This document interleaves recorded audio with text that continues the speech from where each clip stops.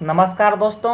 आज हम लोग अपने सेशन में खान सर के द्वारा करेंट अफेयर्स जो क्लासरूम में पेज टेस्ट के रूप में करवाए जाते हैं उसका पार्ट 1 को देखने जा रहे हैं। अगर आप लोग चैनल पर नए हैं तो चैनल को सब्सक्राइब जरूर कर लें। पहला प्रश्न है, हाल ही में किस राज्य की विधानसभा में लोकायुक्त विधेयक पारित किया गया है? तो ये दोस्तों एक महाराष्ट्र में ये किया गया, इसको ध्यान रखिएगा। अगर इसके प्रमुख पॉइंटों की तो बात की जाए, इस महाराष्ट्र विधानसभा में लोकायुक्त विधेयक 2022 पारित किया गया है, जो मुख्यमंत्री और मंत्रिपरिषद को भ्रष्टाचार विरोधी लोकपाल के दायरे में लाता है और शिक्षक प्रवेश परीक्षा में कथित घोटाले को लेकर विपक्ष के सदन से बहिष्गमन करने के कारण विधेयक बिना किसी चर्चा के पारित हो गया है और उप मुख्यमंत्री देवेंद्र फडणवीस ने इस विधेयक को ऐतिहासिक कानून करार दिया है। कैबिनेट मंत्री दीपक केसकर ने विधेयक पेश किया है, जिसमें मुख्यमंत्री और कैबिनेट को भ्रष्टाचार विरोधी लोकपाल के दायरे में लाने का प्रावधान है, इसको ध्यान रखिएगा। और दोस्तों जानते हैं महाराष्ट्र की राजधानी मुंबई है और यहाँ के मुख्यमंत्री एकनाथ शिंदे हैं और राज्यपाल क्या है, रमेश बैस इसके राज्यपाल हैं। चलिए आगे बढ़ते हैं। अगला प्रश्न है, हाल ही में इजराइल के दोबारा से प्रधानमंत्री कौन बने हैं? दोस्तों बात की जा रही है इजराइल की, यहाँ बने हैं बेंजामिन नेतन्याहू यहाँ के प्रधानमंत्री बने, इसको ध्यान रखिएगा। आगे बढ़ते हैं और इसके प्रमुख पॉइंटों को दोस्तों देखते हैं। बेंजामिन नेतन्याहू ने दोस्तों 6ठी बार इजराइल के प्रधानमंत्री के रूप में शपथ ली है, जो आज तक यहूदी राज्य को सबसे दक्षिणीपंथी सरकार को नेतृत्व कर रहे हैं। और नेतन्याहू 73 जो पहले से ही इजराइल के सबसे लंबे समय तक प्रधानमंत्री है को 120 सदस्यीय कैसेट में 63 संसदों का समर्थन प्राप्त है और सदन में 54 संसदों में उनकी सरकार के खिलाफ मतदान किया गया, इसको ध्यान रखिएगा। आगे बढ़ते हैं। अगला प्रश्न है, पीएम मोदी 26 दिसंबर 2022 को मेजर ध्यानचंद नेशनल स्टेडियम में पहले वीर बाल दिवस को चिन्हित करने वाले कार्यक्रम में भाग लिया है। यह स्टेडियम दोस्तों कहाँ पर है? अगर इस स्टेडियम की दोस्तों बात की जाए तो यह स्टेडियम दिल्ली में स्थित, इसको ध्यान रखिएगा।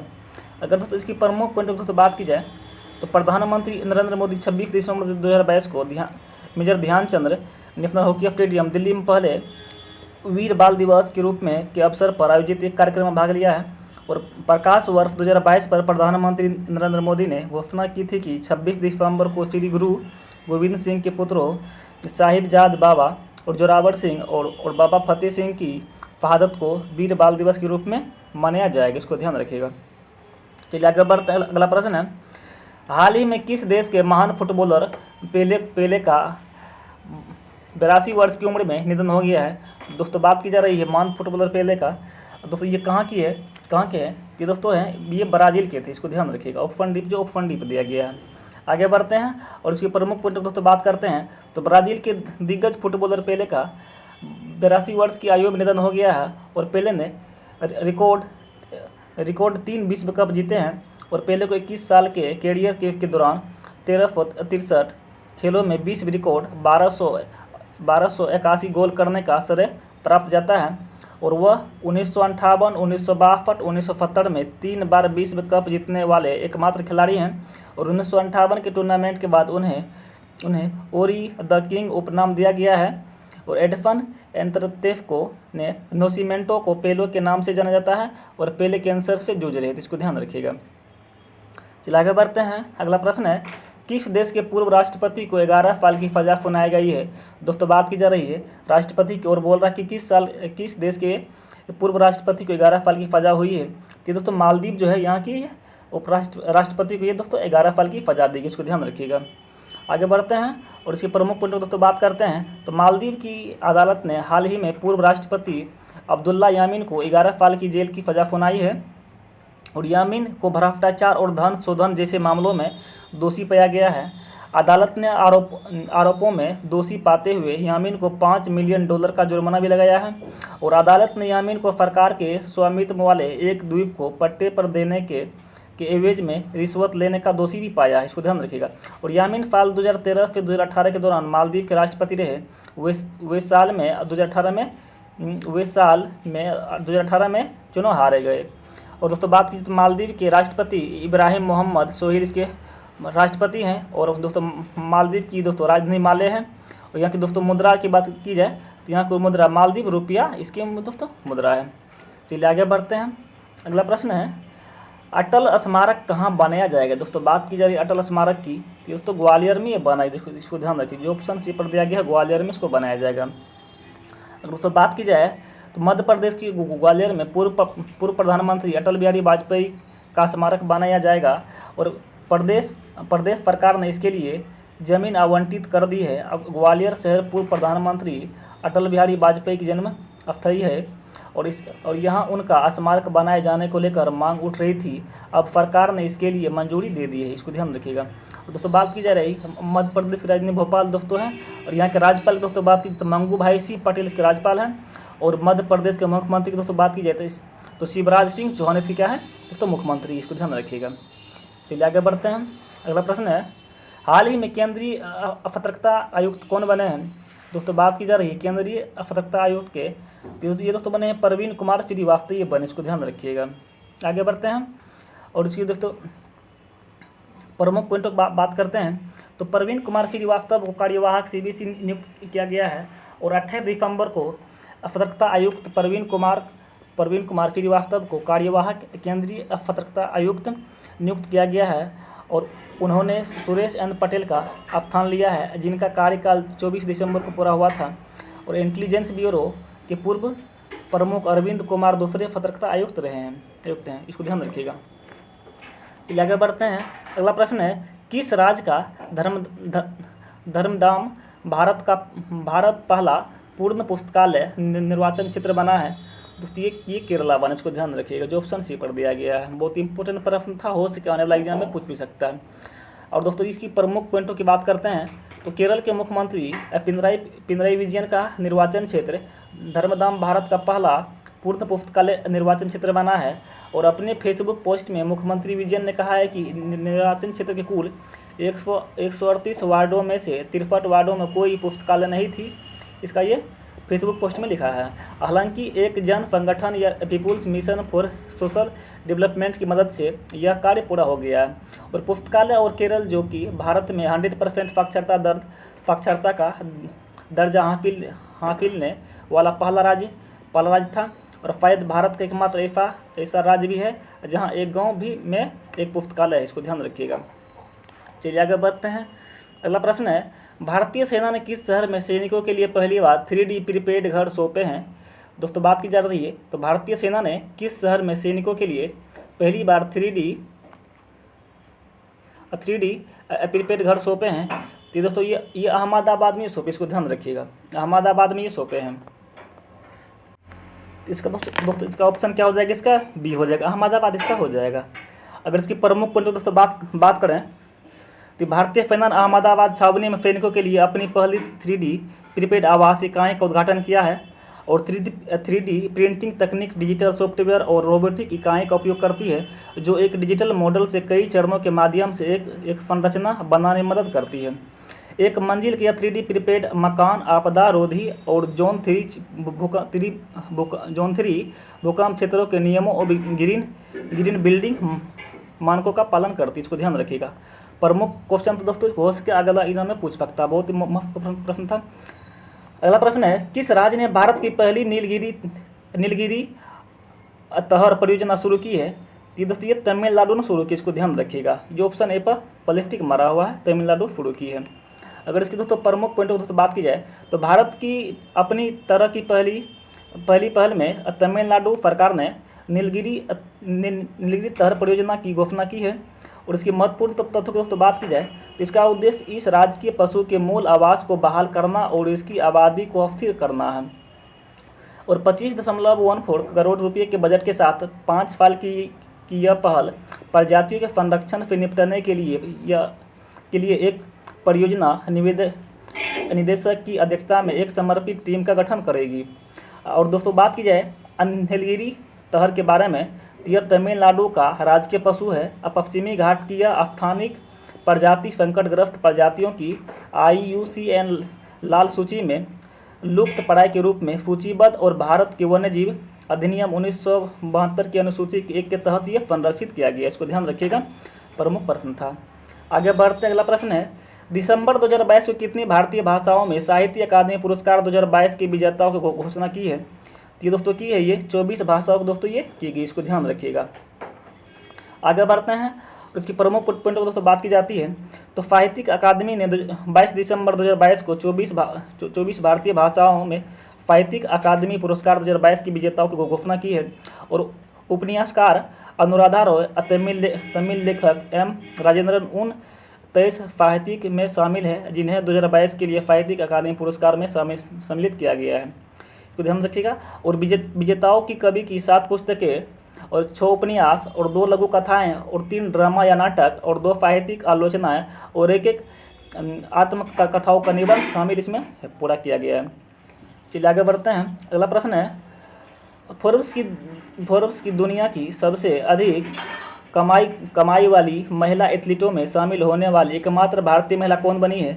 तो दोस्तों ये पीवी सिंधु बनी, इसको ध्यान रखिएगा, जो ऑप्शन ए पर दिया गया है। आगे बढ़ते हैं और इसके प्रमुख पॉइंटों को बात करते हैं तो भारत की badminton star PV Sindhu Forbes की दुनिया की सबसे ज़्यादा कमाई करने वाली महिला एथलीटों की सूची में शीर्ष 25 में शामिल होने वाली एकमात्र भारतीय महिला है। वह सूची में 12वें स्थान पर शामिल है और लगातार तीसरे वर्ष ओसाका फोर्ब्स की दुनिया की सबसे ज़्यादा कमाई करने वाली एथलीटों की वार्षिक सूची में सबसे ऊपर, इसको ध्यान रखिएगा।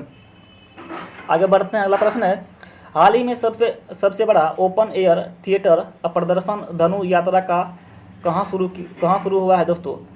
तो ये ओडिशा में शुरू हुआ है, इसको ध्यान रखिएगा।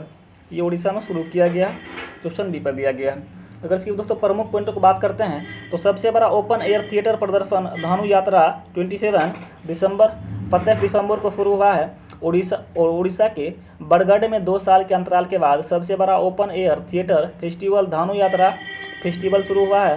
तो जीवंत धनु यात्रा उड़ीसा की संस्कृति से जुड़ा हुआ है। यह महोत्सव 27 दिसंबर से 6 जनवरी 2023 तक आयोजित किया जा रहा है। और दोस्तों धनु यात्रा महोत्सव की बात करते हैं तो यह अंग्रेजों के कुशासन की समाप्ति के लिए समाज में हर्षोल्लास के माहौल के प्रतिबंध के रूप में वर्ष 1945 से 48 में धनु यात्रा की शुरुआत की गई थी। तब से हर साल धान की कटाई के अंत में मनाया जाता है, जो इलाके की प्रमुख फसल है। आगे बढ़ते हैं। अगला प्रश्न है, हाल ही में क्रिस्टियानो रोनाल्डो ने किस फुटबॉल क्लब के साथ करार किया है? तो ये दोस्तों ये अल नाफर के साथ ये करार, किसको ध्यान रखिएगा, जो ऑप्शन डी पर दिया गया है। अगर दोस्तों इसकी प्रमुख पॉइंटों को दोस्तों बात करते हैं तो क्रिस्टियानो रोनाल्डो अब अरेबियन क्लब अल नासर के लिए खेलेंगे। और पुर्तगाल के कप्तान क्रिस्टियानो रोनाल्डो ने सऊदी अरब 4 अरब के क्लब अल नासर के साथ 200 मिलियन यूरो से अधिक के अनुबंध पर हस्ताक्षर किए हैं। और मैनचेस्टर यूनाइटेड के साथ उनका करार भी खत्म हो गया है। वह 2025 तक सऊदी अरब के क्लब अल नासर के लिए खेलेंगे। इसका ये प्रमुख पॉइंट था। तो बात करते हैं अल नासर फुटबॉल क्लब का, तो इसका गठन 1955 में हुआ था और यह रियाद में स्थित सऊदी अरब का एक फुटबॉल क्लब है। और पेड्रो इमानुएल अल नासर फुटबॉल क्लब के वर्तमान प्रबंधक, इसको ध्यान रखिएगा। आगे बढ़ते हैं। अगला प्रश्न है, हाल ही में किस IIT के शोधकर्ताओं ने एक कृत्रिम हृदय विकसित किया है? दोस्तों बात की जा रही कृत्रिम हृदय की, तो ये दोस्तों IIT कानपुर के द्वारा ये विकसित किया गया, इसको ध्यान रखिएगा, जो ऑप्शन बी पर है। अगर इसकी प्रमुख पॉइंट को दोस्तों बात करते हैं तो IIT कानपुर ने शोधकर्ताओं ने एक कृत्रिम हृदय विकसित किया है जो हृदय संबंधी समस्याओं से पीड़ित लोगों के लिए मददगार साबित होगा। और ट्रायल में सफलता मिलने के बाद अगले 2 साल में इंसानों में ट्रांसप्लांटेशन किया जाएगा और मरीजों की परेशानी कम करने के लिए कृत्रिम हृदय विकसित किया जा रहा है। भारत 80% उपकरण और इम्प्लांट विदेशों में से आयात करता है। अगला प्रश्न है, ब्राजील के 49वें उप राष्ट्रपति के रूप में किसने शपथ ली है? तो दोस्तों लूला डा सिल्वा ने शपथ ली, इसको ध्यान रखिएगा, जो ऑप्शन सी पर दिया गया है। अगर दोस्तों इसकी प्रमुख पॉइंटों की बात करते हैं तो लुइज इनासियो लूला डा सिल्वा ने ब्राज़ील के 39वें राष्ट्रपति के रूप में शपथ ली है। और ब्राज़ील में पिछले वर्ष अक्टूबर में संपन्न हुए जनरल इलेक्शन में उन्हें 5.3 मिलियन वोट या 50.9% वोट मिले हैं, जबकि तत्कालीन राष्ट्रपति जायर बोल्सोनारो को 58.2 मिलियन या दोस्तों बोले तो परसेंट की बात करते हैं तो 49.1% वोट मिले थे। वह वर्कर्स पार्टी के एक संस्थापक सदस्य है। वह 1 जनवरी 2003 से लेकर 31 दिसंबर 2010 के बीच 2 बार ब्राज़ील के राष्ट्रपति रह चुके हैं और 1 जनवरी से 2023 से वह तीसरी बार देश का नेतृत्व कर रहे हैं। इसको ध्यान रखिएगा। अगर दोस्तों बात की जाए ब्राज़ील की तो इसकी राजधानी कहाँ है? ब्रासिलिया इसकी राजधानी है। और मुद्रा की दोस्तों बात करते हैं तो ये ब्राज़ीलियन रियल इसके मुद्रा है। आगे बढ़ते हैं। अगला प्रश्न है, हाल ही में भारतीय राष्ट्रीय राजमार्ग प्राधिकरण NHAI के अध्यक्ष के रूप में किसे नियुक्त किया गया है? ये दोस्तों संतोष कुमार यादव को ये नियुक्त किया गया है, जो ऑप्शन दोस्तों बी पर दिया गया है। इसको ध्यान रखिएगा। अगर दोस्तों इसकी प्रमुख पॉइंटों को दोस्तों बात करते हैं तो भारत सरकार ने संतोष कुमार यादव को भारतीय राष्ट्रीय राजमार्ग प्राधिकरण का अध्यक्ष नियुक्त किया गया है। तो वह यूपी कैडर के 1955 बैच के IAF अधिकारी भी हैं। और NHAI का फुल फॉर्म दोस्तों बात करते हैं तो national highway authority of India इसका फुल फॉर्म होता है। और इसकी दोस्तों स्थापना की बात करते हैं तो 1995 में इसकी स्थापना की गई थी और मुख्यालय इसके नई दिल्ली में, इसका मुख्यालय दिल्ली में किया गया है। चलिए आगे बढ़ते हैं। अगला प्रश्न है, हाल ही में भारत ने किस देश को मंदेछू हाइड्रो पावर प्रोजेक्ट सौंपा है? तो ये दोस्तों ये भूटान को सौंपा गया। इसको ध्यान रखिए, ये भूटान को सौंपा गया, जो ऑप्शन बी पर दिया गया है। अगर इसकी प्रमुख पॉइंट दोस्तों बात करते हैं तो भूटान में भारत की सहायता से तैयार किया गया यह 720 megawatt Mangdechhu hydro power project को भूटान की एक डुक ग्रीन पावर कॉरपोरेशन को 27 दिसंबर को सौंप दिया गया है। अब परियोजना को सौंपने के साथ ही भारत और भूटान ने चार बड़ी जल विद्युत परियोजनाओं को सफलतापूर्वक पूरा कर लिया गया है। और दोस्तों बात करते हैं तो मंगदेछू जल विद्युत परियोजना के बारे में, तो यह 720 मेगावाट की इस परियोजना का उद्घाटन प्रधानमंत्री नरेंद्र मोदी और उनके भूटानी समकक्ष लोटे शेरिंग ने 2019 में संयुक्त रूप से करार किया था। और दोस्तों मध्य भूटान के टोंगसा जिले में मंगदेछू नदी पर मंगदेछू पनबिजली संयंत्र स्थापित किया गया है। और दोस्तों परियोजना के चालू होने से भूटान की जल विद्युत उत्पादन क्षमता में 44% की वृद्धि हुई है और यह अब 2326 मेगावाट हो गया है। इसको ध्यान रखिएगा। आगे बढ़ते हैं और अगला प्रश्न है, भारत का दूसरा सबसे लंबा केबल स्थित 8 में लेन जुआरी ब्रिज किस राज्य में खुला है? ये दोस्तों ये गोवा में खुला है। इसको ध्यान रखिए, ये गोवा में खुला है, जो ऑप्शन पर दोस्तों ये चित्र में दिखा भी दिया गया है। अगर दोस्तों इसकी प्रमुख पॉइंटों की बात करते हैं तो केंद्रीय सड़क परिवहन और राज्य मंत्री नितिन गडकरी ने गोवा में देश के दूसरे सबसे लंबे केबल वाले 8 लेन जुआरी ब्रिज का उद्घाटन किया है। और नितिन गडकरी ने एकीकृत संचालक प्रबंधन के लिए PWD गोवा ऐप भी लॉन्च किया है। और गोवा सरकार की बीमा योजना के माध्यम से मुख्यमंत्री प्रमोद सावंत ने पुल निर्माण के दौरान मरने वाले श्रमिकों के लिए परिवारों को 2-2 लाख रुपये भी दिए। इसको ध्यान रखिएगा। चलिए आगे बढ़ते हैं और आज की पेपर का लास्ट प्रश्न है, हाल ही में भारत सरकार ने किस राज्य के एक विद्रोही समूह के साथ युद्ध विराम के समझौते पर हस्ताक्षर किए हैं? ये दोस्तों ये मणिपुर के साथ ये किए। इसको ध्यान रखिएगा, जो ऑप्शन डी पर दिया गया है। अगर दोस्तों इसकी प्रमुख पॉइंटों को बात करते हैं तो भारत सरकार और मणिपुर सरकार ने 27 दिसंबर 2022 को मणिपुर के एक विद्रोही समूह जेलियन ग्रोंग यूनाइटेड फ्रंट के साथ युद्ध विराम के समझौते के साथ हस्ताक्षर किए हैं। और समझौते के तहत दोस्तों ZU ऐप के हिंसा छोड़ने और शांतिपूर्वक लोकतांत्रिक प्रक्रियाओं में शामिल होने पर सहमति व्यक्त की है। और जेलियन ग्रोंग यूनाइटेड फ्रंट की स्थापना 2011 में की गई थी। इसको ध्यान रखिएगा। यह एक नागा समूह है जो मणिपुर में सक्रिय है। तो दोस्तों आज हम लोग अपने सेशन में खान सर के द्वारा जो पेज टेस्ट के रूप में 20 प्रश्नों का डिस्कशन कराए जाते हैं तो उसका हम लोग पूरी डिस्कशन किए। फिर हम लोग नेक्स्ट सेशन में मिलते हैं। Thank you very much, have a nice day.